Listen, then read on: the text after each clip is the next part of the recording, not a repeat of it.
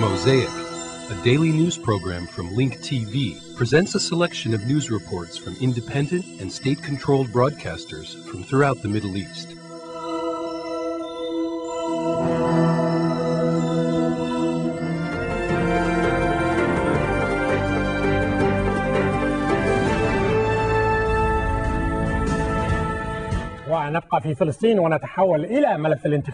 The Secretary General of the Fatah movement in the West Bank decided to nominate himself in the Palestinian presidential elections, contrary to Hamas movement, which announced it will boycott them and confirmed that it will not participate at any level. The Islamic Jihad movement followed suit, just like the Palestinian Liberation Front, which confirmed that it will not nominate any of its candidates in the elections. This leaves the door wide open for Mahmoud Abbas, the Fatah candidate, to win. However, Marwan Barghouti is now a real challenger. Furthermore, Hamas's and Jihad's boycott casts doubts on the success of the elections and whether they'll be held on time.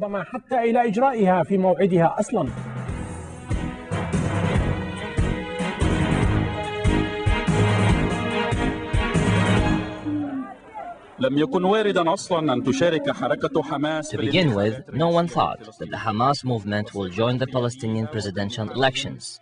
All comments made by its leaders in the past weeks following the departure of President Arafat indicated that the movement will not get involved in the elections.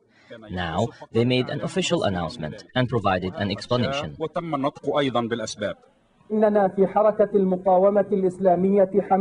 We, the Islamic Resistance Movement, Hamas, announced that we will boycott the Palestinian presidential elections. We confirm our position, which stems from the popular Palestinian demand for comprehensive reform in the Palestinian government. كان بينا أن حماس التي استمدت شعبيتها في الضفة كما في القطاع. It is clear that Hamas's popularity in the West Bank and Gaza comes from its commitment to the armed resistance against Israel and its clear rejection of the Oslo Agreement. Hamas does not want to win these elections because they are overshadowed by the Oslo Agreement, which has been adopted by the Palestinian leadership, most Arab countries, and the rest of the world. However, Hamas' call on its leaders and supporters to boycott the elections shows that it is not only opposed to the policy of the authority concerning these elections, but that it also wants these elections to fail. The Islamic Jihad movement, which also announced that it will boycott the elections, seems to have the same objective. It is in agreement with Hamas on the need to hold parliamentary, municipal, and presidential elections simultaneously. The Popular Liberation Front also detached itself from the presidential elections by announcing that it will not nominate any of its candidates. All this could have created a good opportunity for Mahmoud Abbas, who started his election campaign to succeed Arafat on Wednesday, to win. However, the imprisoned leader of the Intifada, Marwan al-Barghouti, has now decided to nominate himself in the elections, contradicting his previous position in which he endorsed Mahmoud Abbas as the Fatah movement's candidate.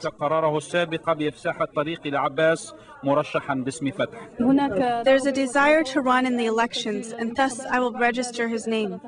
I will talk in no more details about what happened between us during our meeting.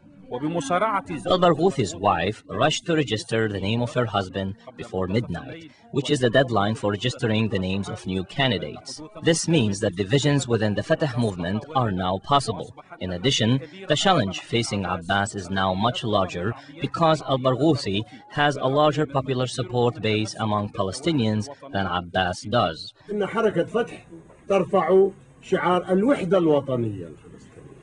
The symbol of the Fatah organization is national unity. We want all people, parties, agencies, and organizations to participate and have an effective role. Many people were nominated in the coming Palestinian presidential elections. The Democratic Front nominated Taysir Khalid. The People's Party nominated Bassam Saleh.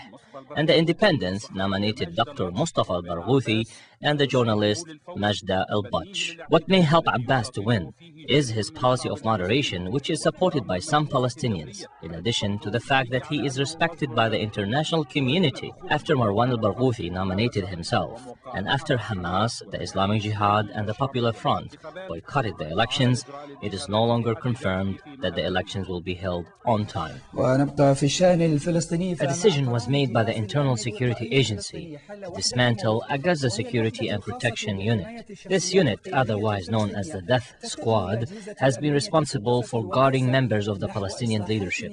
Some security agencies fear reforms that must be carried out by a number of Palestinian officials. This issue has raised questions about the possibilities of keeping some security services and doing away with others. The Palestinian plight is going through sensitive circumstances, especially after the departure of the Palestinian leader Yasser Arafat. The Palestinian leadership has added to its list of priorities the need to manage its internal security situation and limit the presence of the armed chaos. The first step taken by the National Security Agency was to dissolve one of its security and protection units, known as the Death Squad. We are complying with and implementing decisions made by the National Security Agency with the objective of returning consideration to this unit, following stories and misunderstandings concerning certain actions taken by this unit. Because we believe that the National Security Agency is capable of assuring the Palestinian people that no one will be allowed to violate their rights or take advantage of their vulnerability, the decision was made by Palestinian Preventive Security Chief Brigadier General Rashid Abu Shabat to dismantle this particular group. The security plan, which the security agencies have begun implementing, is an old one that was put in place based on agreement between various Palestinian factions. Parts of this plan which are supposed to be implemented in the coming days, including passing administrative laws that define the rules of security agencies and joint units. If these laws are not implemented fully, it would be considered a disaster, reaching from the Palestinian security agencies to all functions of the Palestinian leadership, particularly those parts of security responsible for protecting the leadership. And this, in turn, will reflect positively on managing security and the other groups that include various Palestinian factions, as well as any individuals or citizens who are affected by security in this country. The Palestinian public hopes that the Palestinian leadership achieves its goals of reforming its security agencies so that stability and safety would return. It's up to the leadership to handle the armed chaos and to stop it from spreading while protecting the objectives of the resistance. We call on our brothers in the Palestinian security agencies to control members of their agencies that are shooting their guns at fellow Palestinians. We can see a general atmosphere of agreement and desire to improve concerning the decision made by the leadership and security agencies in order to control the security breakdown and armed chaos. This, however, is on the condition that they do not disarm the resistance.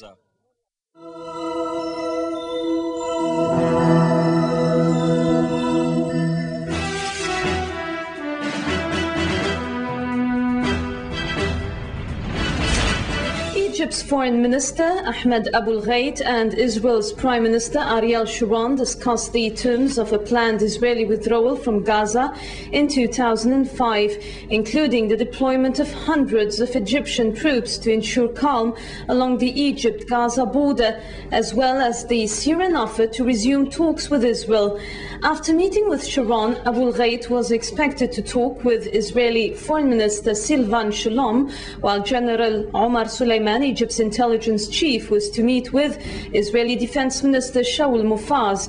Israel is interested in Egyptian help because it fears a Gaza withdrawal will leave a security vacuum, particularly in Gaza. Egypt is also trying to work out an Israeli-Palestinian ceasefire.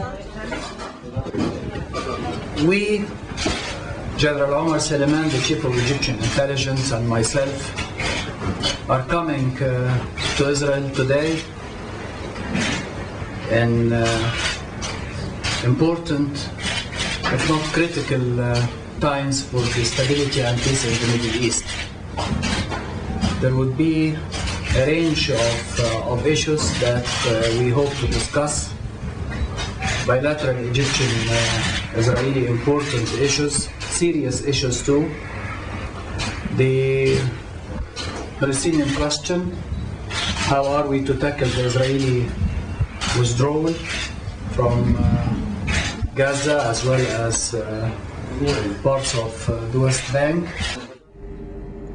Syrian President Bashar al-Assad and his Egyptian counterpart discussed a day earlier Syria's peace overture to Israel.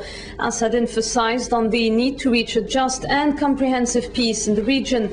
Israel has, however, rejected the offer. For his part, UN Special Envoy to the Middle East, Terry Rodlason, urged Israel to grasp the chance for peace. UN Special Envoy to the Middle East, Terry Rodlason, told Israel that there is a momentum that might pass quickly and there is an opportunity that should be grabbed. Larson was speaking about the Syrian call for resuming talks with Israel, where they broke off almost 5 years ago. After briefing the Israeli Parliament Foreign and Defense Committee on latest developments, he said that Damascus has no conditions for such talks. Kind of three angles we discussed. One is the new possibilities for going back to the negotiating table on the Lebanese Syrian track. I gave an account of my interpretation of the latest conversation I had with President Assad of Syria in Damascus just a few days ago. And I recommended very strongly that Israel uses this as an opportunity to go back to the negotiating table. This might be a fleeting and passing moment, and I think there are very good reasons now for acting swiftly and go back to the table.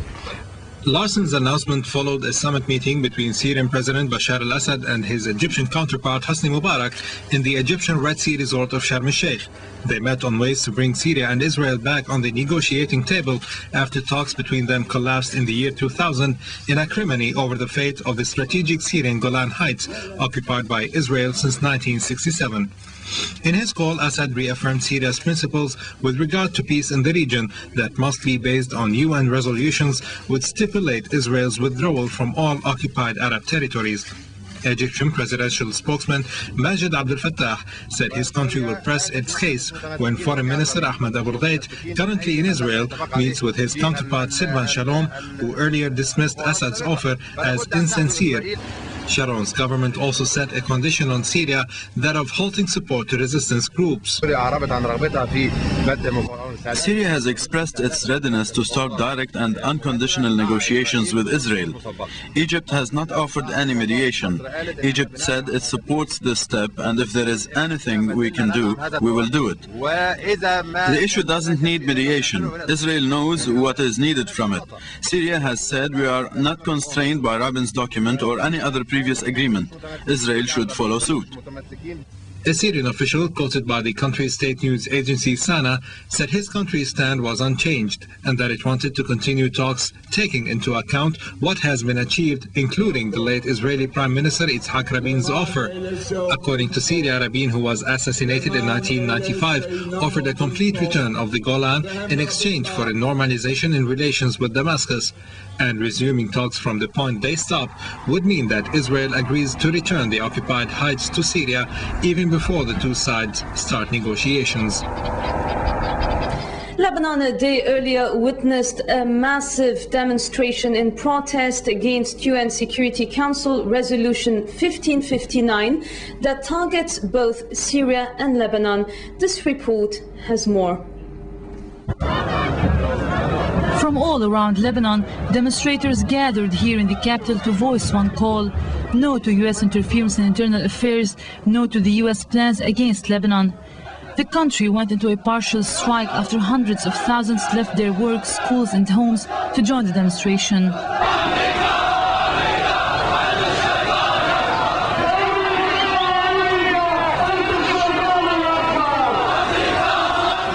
Qasqas area to Bshar al-Khoury and reaching the final destination at the Martyrs Square, the chanting continued. Yes to the resistance, they shouted. Israel is the terrorist and we are freedom fighters, some placards read. Intellectuals, political figures, MPs, ministers and clergymen marched in the protest. They wanted to tell the world that the majority of the Lebanese reject UN Security Council Resolution 1559 that calls for disarmament of the resistance and the pullout of Syrian troops from Lebanon.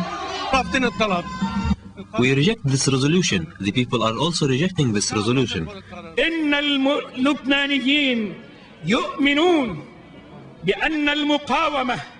The Lebanese believe that the resistance that liberated most of southern Lebanon is still the defensive shield against the Israeli occupation. Participants said the relationship between Lebanon and Syria is that of cohesion and not dominance.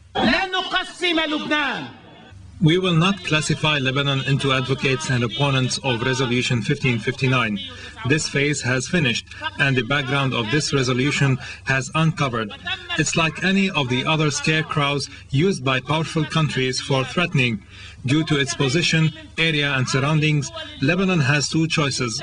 Either it will be with Israel or it will be with Syria. But we announced that we are with Syria against Israel. But the strong critics of the demonstration, known as the opposition, said the protest mobilized by the government as a sort of referendum has failed and that the cabinet must consider resigning. Druze MP Walid Jumblat, also member of the opposition, said it was a one-color protest.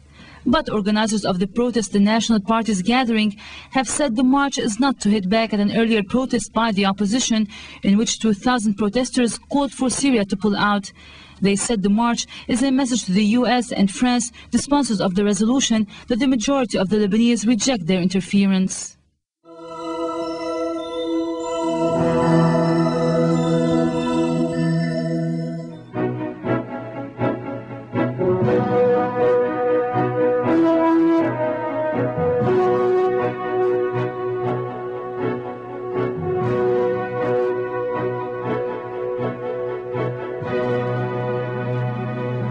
In the Rafah region, the Palestinian people mourned the death of one of their citizens.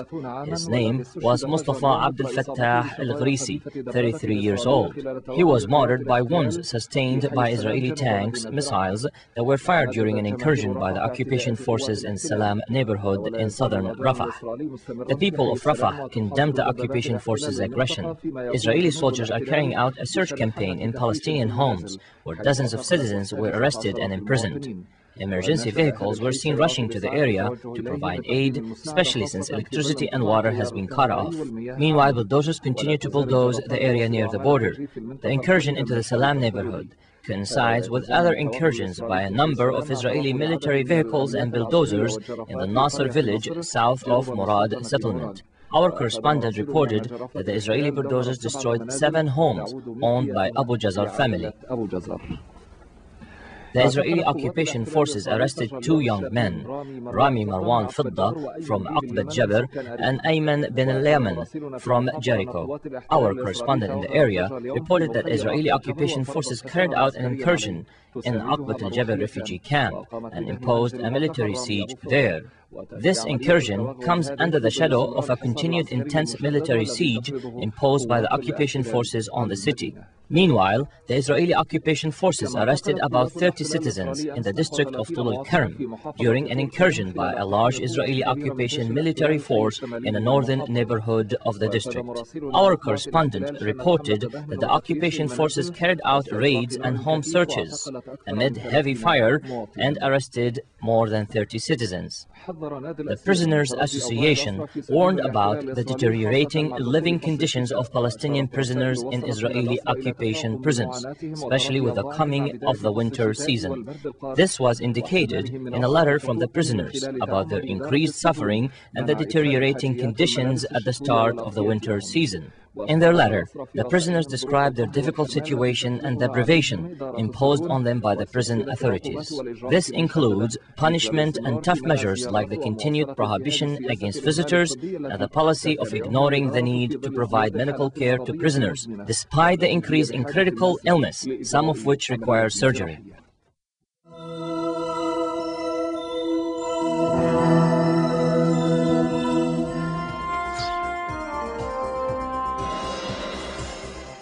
United Nations Special Envoy to the Middle East, Terry Rod Larson, has said Syria has no conditions for talks with Israel.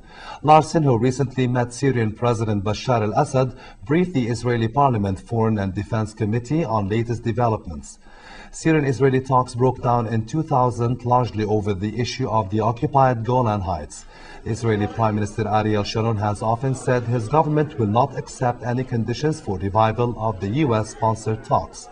Sharon has also said it would be very dangerous for Israel to resume the talks from the point they left off. The right-wing Israeli leader rejected international efforts to revive the talks and demanded Damascus crackdown on anti-Israeli Palestinian and Lebanese groups before the talks can be resumed. Larson said President Assad was willing to resume the talks without conditions. Kind of three angles we discussed. One is the new possibilities for going back to the negotiating table on the Lebanese Syrian track. I gave an account of my interpretation of the latest conversation I had with President Assad of Syria in Damascus just a few days ago. And I recommended very strongly that Israel uses this as an opportunity to go back to the negotiating table. This might be a fleeting and passing moment. And I think there are very good reasons now for acting swiftly and go back to the table. With less than 6 weeks to go before crucial Palestinian elections, candidates are gearing up for a short but powerful campaign. Tomorrow is the deadline set for candidate registration, and only 5 have so far registered to replace the late Palestinian leader Yasser Arafat. Although all 5 have begun to campaign heavily, many believe that Mahmoud Abbas, also known as Abu Mazen, will dominate the race, although he lacks a popular following. Abbas co-authored interim peace deals a decade ago that gave Palestinians self-rule and served as prime minister for 4 months in 2003, resigning due to a power struggle with Arafat. A second favorite appears to be physician and pro-democracy activist Mustafa Barghouti, a distant cousin of jailed Fatah member Marwan Barghouti. I am declaring here in Jerusalem, the same place where I was born 50 years ago, the city of all religions, all holy religions, the city that represents the capital and the future capital of the Palestinian state. I declare, on the basis of the Declaration of Palestinian Independence, my candidacy to Palestinian presidential elections that will be conducted in January 2005.